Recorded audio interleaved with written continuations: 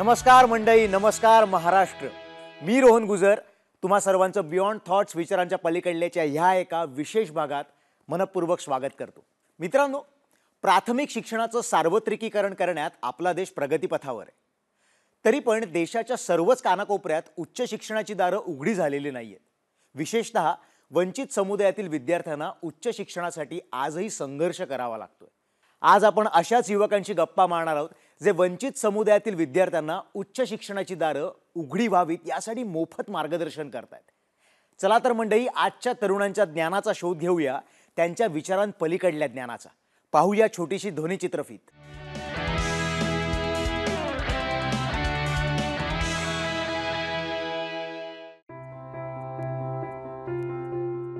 नालंदा विद्यापीठ हे भारताच्या प्राचीन काळात ज्ञानदानाचे महत्त्वाचं केंद्र होतं, जिथे संपूर्ण जगातून विद्यार्थी ज्ञानार्जनासाठी येत होते.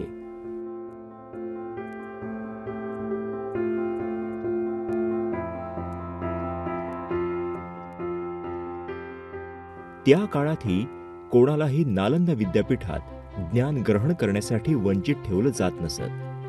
आजही हेच ब्रीद घेऊन नालंदा अकॅडमी मार्फत वंचित समुदायातील विद्यार्थी उच्च शिक्षणापासून वंचित राहू नयेत यासाठी मार्गदर्शन केलं जातं. शिवाय ग्रंथालयाच्या सुविधेतून विविध भागातील महत्त्वाचे ग्रंथही विद्यार्थ्यांना उपलब्ध करून दिले जातात. तसंच स्टडी सेंटरमधून स्पर्धा परीक्षेचा अभ्यासही करायला मिळतो. अशा विविध गोष्टींमुळे माहितीचे स्रोत मोफत वंचित समुदायातील विद्यार्थ्यांना खुले करणारे युवक आपले आजचे पाहुणे आहेत.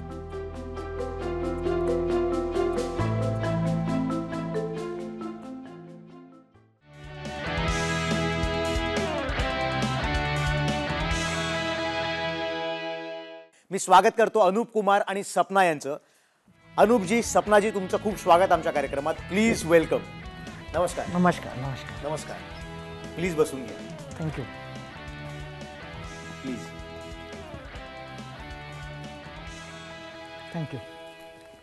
अनूपजी, सपनाजी, तुमचं खूप स्वागत आमच्या या विचारमंचावर, ज्याचं नाव आहे बियॉन्ड थॉट्स विचारांच्या पलीकडले. आणि खरंच तुम्ही जे काम करताय, आम्ही नालंदाविषयी माहिती आत्ताच बघितली, जे काम करताय ते खरंच विचारांच्या फार पलीकडचं आहे आणि समाजासाठी तुम्ही काम करताय, त्यासाठी तुमचे खूप आभार. अनूप जी, कैसे शुरू हुआ ये नालंदा का सफ़र? कब पहली बार आपने सोचा था और क्या विचार किया था? नालंदा का जो सफ़र है वो मेरे खुद के छात्र जीवन से संबंधित है. अच्छा. कि मुझे एक सौभाग्य मिला कि मैं देश के सबसे अच्छी यूनिवर्सिटी में पढ़ा, JNU में. तो उससे मुझे काफ़ी कुछ देश की जो समस्याएं हैं उसके बारे में जानने का मौका मिला. और मुझे ये लगा कि जो उच्च शिक्षा में ग्रामीण बच्चों की संख्या बहुत कम है. क्योंकि अगर आप हायर एजुकेशन में देखेंगे तो एक तो अंग्रेजी की समस्या, दूसरा इंफॉर्मेशन की कमी, तीसरा जो आर्थिक स्थिति है बच्चों की वो इतनी अच्छी नहीं होती है. सही बात. तो उसकी वजह से क्या होता है कि जो ग्रामीण भाग के बच्चे होते हैं, वंचित समुदाय के बच्चे होते हैं, वो कभी बहुत बड़ा सपना नहीं देख पाते. वो बहुत मेहनती होते हैं, बहुत इंटेलिजेंट होते हैं, लेकिन उनको ये लगता है कि ये दुनिया उनके लिए नहीं है, ये यहाँ तक वो नहीं पहुँच सकते हैं. तो स्टूडेंट लाइफ में मैंने खुद ये सब देखा है कि किस तरीके से अगर आपको अंग्रेजी नहीं आती है तो आपके साथ कितना भेदभाव होता है उच्च शिक्षा में. आपका एक इन्फीरियॉरिटी कॉम्प्लेक्स डेवलप हो जाता है. तो यही अब इसको मैंने अपने छात्र जीवन में कभी किसी को देखा नहीं इस चीज़ को एड्रेस करते हुए कि ये एक प्रॉब्लम है, सबको पता है, लेकिन इसके लिए कोई व्यवस्थित तरीके से किसी ने काम मुझे नहीं दिखा. तो मुझे लगा कि मुझे ही करना चाहिए.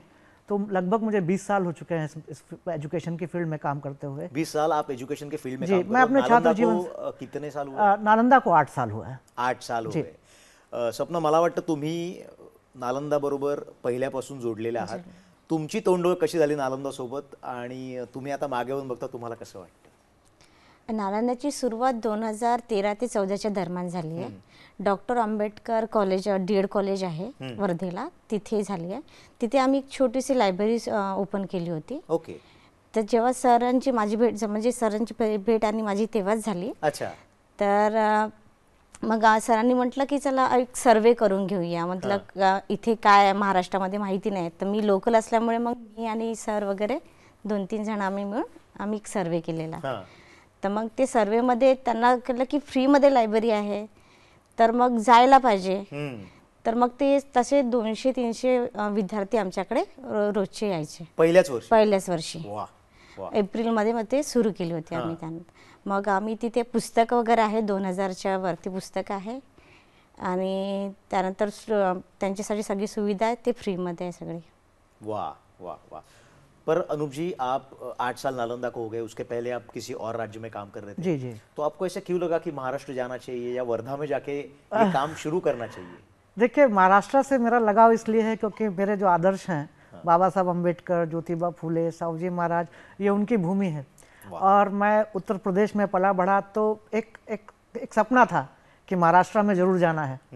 और तो मेरे तो लिए ये सोच के आप महाराष्ट्र आए थे या नहीं, मैं तो अलग अलग जगह पे काम कर रहा था. अच्छा. मैं पहले बुंदेलखंड में था, यूपी और मध्य प्रदेश के बॉर्डर में, उड़ीसा में भी काम किया, छत्तीसगढ़ में भी काम किया, लेकिन एक सपना था कि महाराष्ट्र में जाना है. तो लकीली मेरे एक दोस्त हैं, उनका अपना एक कॉलेज है वर्धा में. तो अच्छा. उनको एक अंग्रेजी टीचर की ज़रूरत थी कुछ समय के लिए. तो उन्होंने मुझसे कांटेक्ट किया, तो मैं सोचा चलो मैं ही चला जाता हूँ. तो मैं मात्र 3 महीने के लिए आया था यहाँ पर, क्योंकि मैं कुछ लिख रहा था. तो आने के पहले ऐसा सोचा था कि अभी जा रहा हूँ तो कुछ मिशन है दिमाग नहीं में? नहीं नहीं, मैं यहाँ पर सिर्फ 3 महीने के लिए आया था. मैं एक किताब लिखने की कोशिश कर रहा था. तो मैं दिल्ली में था, तो दिल्ली में इतना समय नहीं मिलता था क्योंकि मेरा ट्रैवलिंग बहुत ज़्यादा था. तो मुझे लगा कि थोड़ा महाराष्ट्र में जाऊँगा, छोटी जगह है वर्धा, सुकून से लिखूँगा. तो ये जो दृश्य हैं ये वहीं के हैं. तो कॉलेज में ही मैंने कुछ 22 बच्चियों को पढ़ाना शुरू किया. मतलब मैं स्टाफ के तौर पे नहीं, ऐसे वॉलंटियर गया था. उन 3 महीने में वो 22 बच्चों में से 11 बच्चों का सिलेक्शन हो गया था टिस मुंबई में. रिटन एग्जाम निकाल लिया था. और उसमें से 5 बच्चों का फाइनल सिलेक्शन हुआ. और ये सब गाँव की बच्चियाँ हैं जो मराठी मीडियम हैं, जो कभी बॉम्बे नहीं आई, कभी उन्होंने सपना भी नहीं देखा था. लेकिन जब मुझे लगा कि अगर मैं किसी बच्चे पर 3 या 4 महीने दे रहा हूँ और अगर उनका जीवन में इतना बड़ा बदलाव आ रहा है, तो इससे अच्छा कुछ नहीं होगा. मुझे लगता है कि ये मेरा सबसे बड़ा कंट्रीब्यूशन होगा. तो फिर मैं वापस गया दिल्ली, सब कुछ जो भी था वो सब बंद किया और इधर आ गया. तो वहाँ से नालंदा की शुरुआत हुई. तो बाय एक्सीडेंट आप इट्स एन महाराष्ट्र में आए. लेकिन वो कहीं तो लिखा गया था कि आपको यहाँ आना है और यहाँ पे आके काम करना है, इसीलिए शायद आप यहाँ पे आए. शायद. सपना जी, नालंदा फारच इंटरेस्टिंग वाटतंय आम्हाला. ही कॉन्सेप्ट म्हणूनच इंटरेस्टिंग वाटते, पण ह्याचं काम कशा पद्धतीने चालतं? नालंदामध्ये तर अगोदर जो वर्धेमध्ये आहे, जेव्हा सर आले तेव्हाच आपल्याला टीज जेणे वगैरे माहिती पडलं की हे हायर एज्युकेशनचं काम म्हणजे शिकायला जाऊ शकतो आपण बाहेर. बरोबर. तर त्यानंतर मग जेव्हा स्टुडंट येत गेले, तर 12वी आणि ग्रॅज्युएशन नंतरचे स्टुडंट येत गेले, मग त्यांना आम्ही इन्फॉर्मेशन देत गेलो की हायर एज्युकेशन काय आहे बा, मुंबईला पण शिक्षण घेता येते आपल्याला फ्रीमध्ये, म्हणजे थोडं स्कॉलरशिप वगैरे मिळते. तर त्याची माहिती नसल्यामुळे मग आपण गायडन्स करतो स्टुडंटला. आणि त्यानंतर बेसिक इंग्लिश रीडिंगचे क्लासेस होतात, मॅथ होतात, बेसिक मॅथ. तर हे क्लासेस सुरू करून मग त्यांना आपण त्यांच्याकडून जे पण आहे अभ्यास करून घेतो. आणि त्यानंतर एक छोटी लायब्ररी आहे, त्याच्यामध्ये पण आपण नॉवेल्स छोटे छोटे इंग्रजी थोडंसं आपलं प्रोनाउन्सिएशनचा वगैरे प्रॉब्लेम असतात सगळ्यांना, तर ते वाचण्यामध्ये आपण त्यांची पूर्ण मदत करतो. पण मग तुम्हाला विद्यार्थ्यांपर्यंत जावं लागतं की विद्यार्थी तुमच्यापर्यंत येतात? पहिला तर आम्हाला जेव्हा लायब्ररी खोलली तेव्हा ब्रोशर वगैरे वाटावं लागले, पण जावं लागलं. हां तेव्हा. पण आता तर एक साखळी बनल्यासारखं आहे की तुझा भाऊ आला तर मग तुझी बहीण येणार वगैरे. तर मग ते तशी साखळी सुरू आहे ना, आता कुठेच जावं नाही लागत. स्टुडंट आमच्याकडे स्वतःहून येत आहे. स्वतःहून येत. वा, क्या बात आहे. पण अनुपजी, इथं जे कोणी विद्यार्थी येतात त्यांना जे काही तुम्ही शिक्षण देताय, तुम्ही त्यांना इन्फॉर्मेशन प्रोवाइड करताय, तो ये सब आप फ्री में कर रहे हो जी. तो उसके पीछे आपकी क्या भूमिका है? क्योंकि सर आर्थिक जो प्रॉब्लम है वो सबसे बड़ी प्रॉब्लम होती है. और हमारी नालंदा की सबसे खास बात यह है कि हमारी 50% से भी ज़्यादा स्टूडेंट वीमेन स्टूडेंट्स होती हैं, गर्ल्स स्टूडेंट होती हैं। और ग्रामीण भागों में अगर आप देखें तो आमतौर पे परिवार जो है वो अपनी बच्चियों की पढ़ाई में इतना इन्वेस्ट नहीं करता है। सही बात है। तो अगर आप बच्चियों को मतलब अगर नालंदा फ्री है तो एक प्रकार का वो इंसेंटिव होता है कि आप आ जाओ, आपका कुछ भी इन्वेस्टमेंट नहीं होगा। और नालंदा सिर्फ पढ़ाता ही फ्री नहीं है, उनका फीस भी बढ़ता है, उनका हॉस्पिटल का अगर वो हेल्थ का प्रॉब्लम होता है वो भी उठाता है, और अगर उनका सिलेक्शन होता है उसके बाद वो फी भी नहीं दे पाते हैं तो वो भी करता है। तो हमारा टोटल कमिटमेंट है कि आप आइए, आप अगर पढ़ना चाहते हैं, आप आगे बढ़ना चाहते हैं तो हम आपका लास्ट तक साथ देंगे। क्योंकि ये जो देखिए होता क्या है कि बच्चों में जो सबसे बड़ी प्रॉब्लम आती है कि उनको ये डर रहता है कि वो सफल होंगे या नहीं होंगे, ठीक है। और ये गांव के बच्चे हैं, सरकारी स्कूल से पढ़े हुए बच्चे हैं, पहली बार कोई व्यक्ति या कोई संस्था ऐसी है जो ये बोलता है कि हमें आप पर पूरा फेथ है ना। तो वो जो हम जब फेथ दिखाते हैं कि हम आपको फ्री में पढ़ा रहे हैं, हम आपका पूरा खर्चा उठा रहे हैं, तो बात ये पैसे की नहीं है, बात ये विश्वास की है कि हम आप पर विश्वास कर रहे हैं। तो उसका फिर बच्चे जो हैं वो बहुत अच्छे से रिस्पॉन्ड करते हैं। हमारा सक्सेस रेट ऑलमोस्ट 100% है। हर साल हम 200-250 बच्चों को लेते हैं, लगभग सारे के सारे बच्चे निकल जाते हैं। आज हमारे 850 से ज़्यादा बच्चे इंडिया की टॉप यूनिवर्सिटीज़ में पढ़ रहे हैं और 18 बच्चे फॉरेन में हैं। और ये बहुत ही बड़ी बात है। मतलब मुझे ये सुन के इतना अच्छा लग रहा है आज कि कोई ऐसा काम महाराष्ट्र में वर्धा में आके कर रहा है, वो भी जब आप महाराष्ट्र के नहीं हो, लेकिन आपके आदर्श यहाँ के हैं, इस मिट्टी के हैं। और अभी नालंदा में 15 स्टेट के बच्चे आते हैं सर। अभी सिर्फ ये महाराष्ट्र स्पेसिफिक नहीं रह गया, अरुणाचल से लेकर कर्नाटक तक जहाँ भी बच्चे हिंदी समझ सकते हैं वो सारे हमारे पास आते हैं। तो स्टुडंट्स की बात हम करी रहे, तर सपना मला असं वाटतं की तुम्ही पहिल्या बॅचच्या विद्यार्थिनी आहात आणि आज 8 वर्ष तुम्ही नालंदा सोबत जोडलेले आहात। कसं वाटतं तुम्हाला पहिल्या बॅचचे विद्यार्थिनी ते आज आता तुम्ही नालंदाचा एक भाग झालेला आहात, काय तुमच्या भावना आहेत? कारण की माझं ग्रॅज्युएशन झालं आहे BA मध्ये आर्ट साधा, तर ते वर्धेवरूनच झालेलं आहे।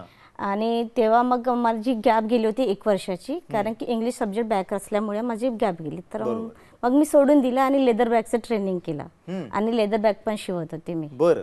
तर त्यानंतर मला वाटलं की सर अचानक मला माहीत झालं की सर तिथे आंबेडकर कॉलेजला आलेले आहेत जे फ्रीमध्ये इंग्लिशचे विषय घेतात। फ्रीमध्ये इंग्लिश शिकवणारे एक सर आले, असं तुला कळलं? ओके। तर मग मी जाऊन भेटले त्यांना आणि माझी ताई वगैरे किंवा जे माझे मित्र मैत्रिणी होते त्यांना पण घेऊन गेले की फ्रीमध्ये शिकवत आहे आणि मला वाटलं साध्या ग्रुप डी ची तयारी करायची बा आपण, तर इंग्रजी आवश्यक असते।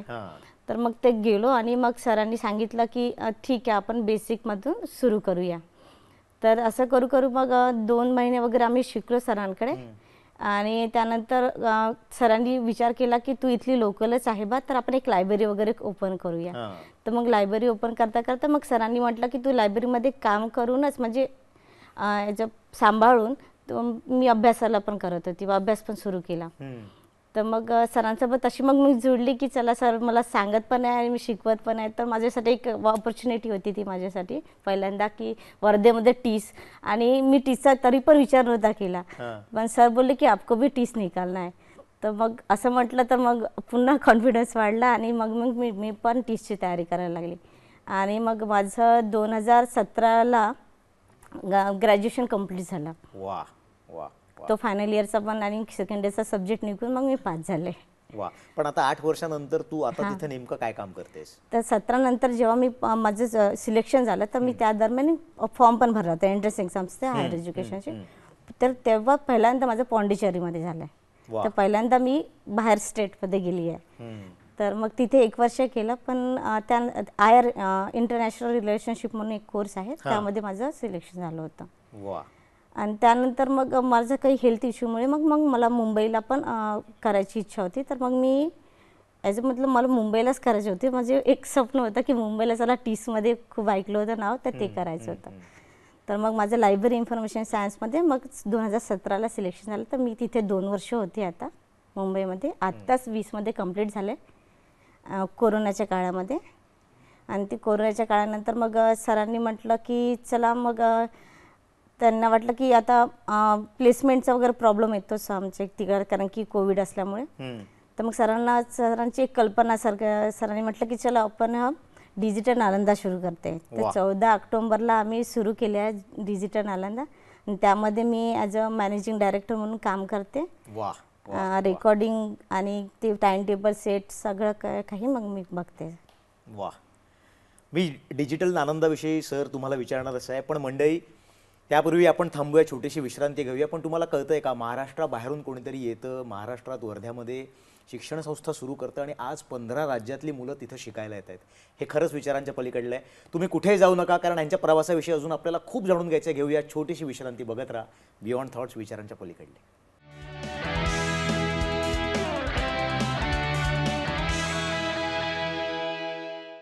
मंडळी, तुमचं पुन्हा एकदा स्वागत बियॉन्ड थॉट्स, विचारांच्या पलीकडलेच्या ह्या एका विशेष भागात. आज आपल्यासोबत आहेत नालंदाचे सर्व अनुपजी आणि त्यांची पहिली स्टुडंट सपना, जी आता मॅनेजिंग डायरेक्टर झाली आहे डिजिटल नालंदाची.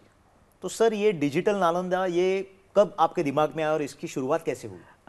मार्च 2019 में जब ये पहला लॉकडाउन लगा था, तब मेरे पास 250 स्टूडेंट थे जो ऑल ओवर इंडिया से जो पढ़ रहे थे साथ में वर्धा में रहकर. ओके. और मुझे उनको वापस भेजना पड़ा क्योंकि वो लॉकडाउन लग गया था, उनके पेरेंट्स बहुत परेशान थे.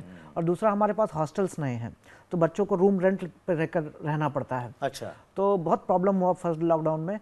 और मार्च अप्रैल का वो जो टाइम होता है वो बच्चों का पीक होता है पढ़ाई का. सही बात है. और बहुत डिप्रेसिंग समय था हमारे लिए, क्योंकि बच्चे सब वापस गांव जा रहे थे और बच्चे यही बोल रहे थे कि अगर हम घर वापस जाएंगे तो पढ़ाई नहीं हो पाएगी, क्योंकि गांव में वापस फिर से पढ़ाई नहीं होगी, तो आप कुछ करो.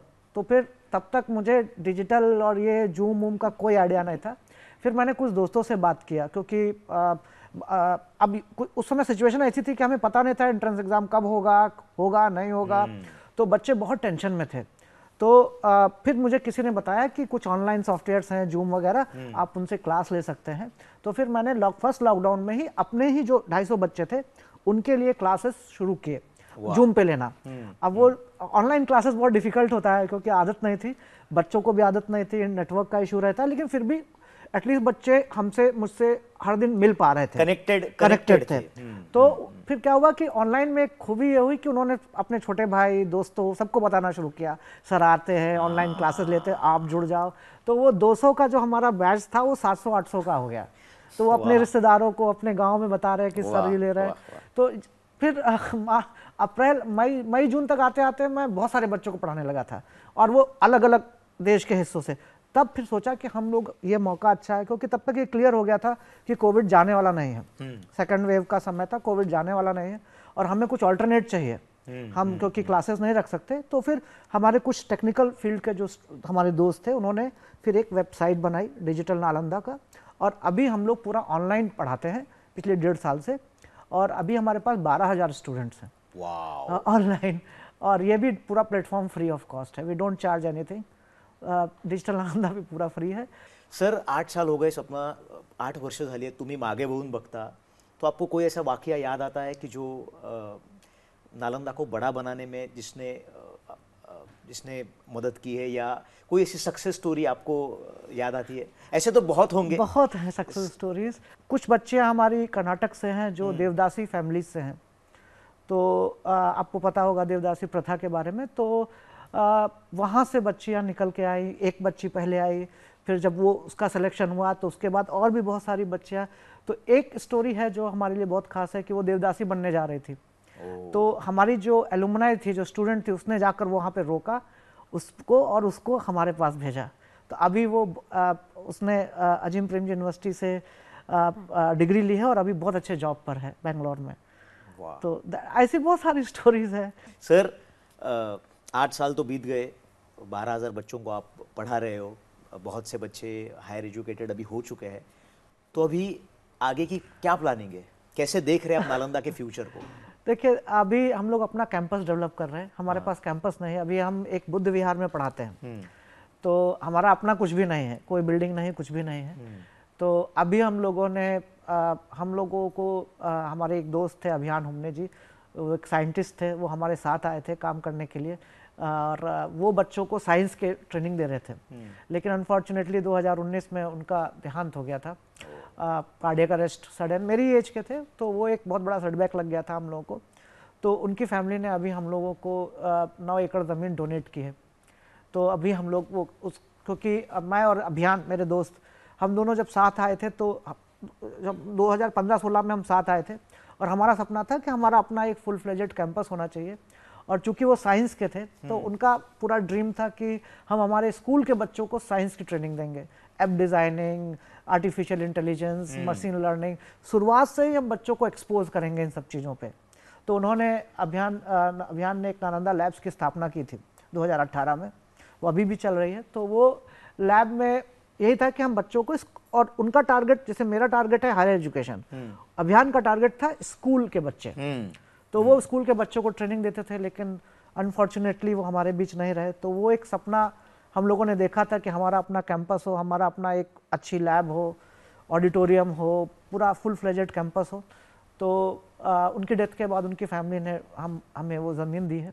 तो अभी इस साल से हम उस पर काम शुरू करने वाले हैं। और अभी हमारा नेक्स्ट जो ड्रीम ये है कि हम 300 स्टूडेंट्स का एक ऑल इंडिया लेवल का एक इंस्टीट्यूट डेवलप करें, जहाँ पर 300 से ज़्यादा बच्चे आकर एक साथ एक कैंपस में रह सकें। आपको आज के युवकों को क्या संदेश देना आहे उस बारे में हम बात करेंगे, पण त्यापूर्वी मंडळी थोड्या वेळासाठी थांबूया, घेऊया छोटीशी विश्रांती, कुठे जाऊ नका, बघत राहा बियॉन्ड थॉट्स, विचारांच्या पलीकडले।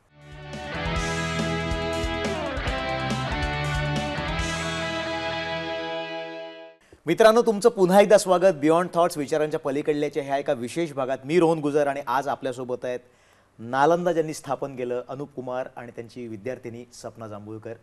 सर,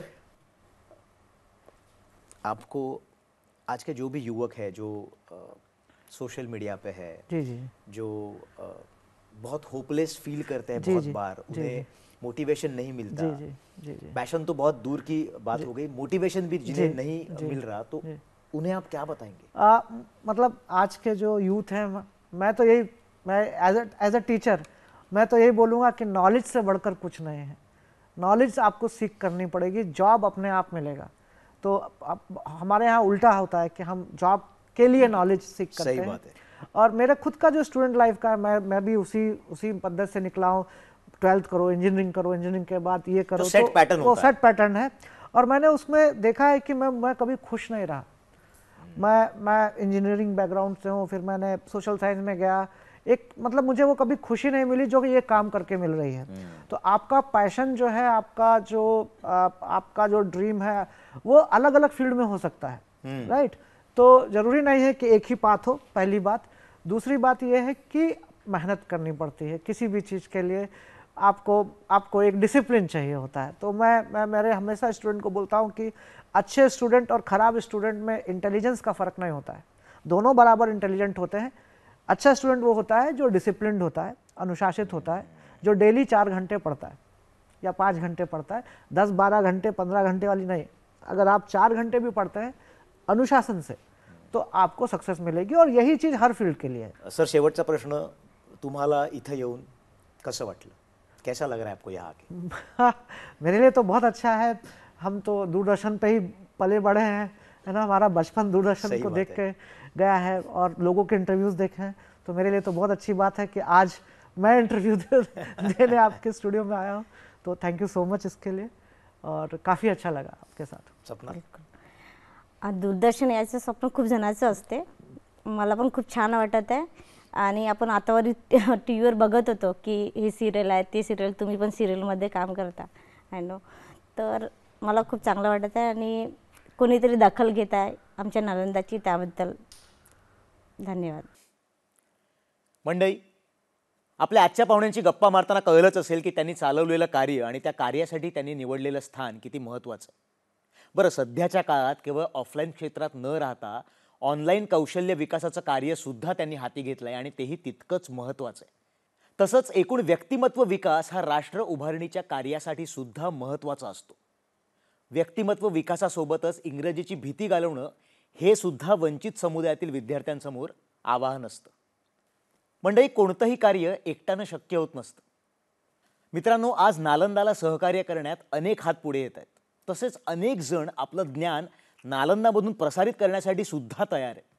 असे देश विदेशातून सहकारी आज नालंदाशी जोडले गेले आहेत। आज शिक्षणासहित सम्यक मनुष्य बनवण्याचं जे ध्येय आपल्या पाहुण्यांनी घेतलंय ते खरंच स्फूर्तिदायी आहे। सर, सपना, तुम्ही इथं आलात, तुमचा प्रवास 8 वर्षांचा हा प्रेरणादायी प्रवास आमच्यासोबत शेअर केलात त्यासाठी तुमचे खूप आभार सर। हम यही आशा करेंगे कि आपका जो सपना है गुरुकुल स्थापन करने का वो जल्दी से जल्दी स्थापन हो जाए और बहुत सारे बच्चे वहाँ से हायर एज्युकेशन लेकर निकले। तुमचे खूप आभार आणि आमच्या चॅनलच्या पूर्ण टीमकडून तुम्हाला खूप शुभेच्छा। Thank you so much. Thank you thank you thank you. मंडळी, ह्यांच्याबरोबर मगासपासून मी गप्पा मारतो, एकच वाक्य सतत माझ्या मनात येतंय, लोग साथ जुडते गए और कारवा बनता गया। बघा, युवकांकडे समूहाला जोडण्याची क्षमता सर्वात जास्त असते, म्हणून असली मोठी उद्दिष्ट ही त्यांच्याकडूनच सहज शक्य होतात। मंडळी, असेच उदात्त उद्दिष्ट ठेवणाऱ्या युवकांबद्दल आम्हाला नक्कीच कळवत जा। असाच वेगळा विचार करणाऱ्या माणसांच्या शोधात आम्ही नेहमी असतो। त्यांना विचारमंच मिळावा, आपली कला अभिव्यक्ती दाखवण्याची संधी मिळावी, हा त्यामागचा उद्देश। असा वेगळा विचार करणारे तुमच्या संपर्कात नजरेत असतील तर आम्हाला नक्की कळवा, आम्ही शोध घेत आहोतच। आमचा पत्ता लिहून घ्या। आमचा पत्ता आहे, आमचा मेल ID आहे beyondthoughts2021@gmail.com आणि आमचा व्हॉट्सअप नंबर आहे 9137522457।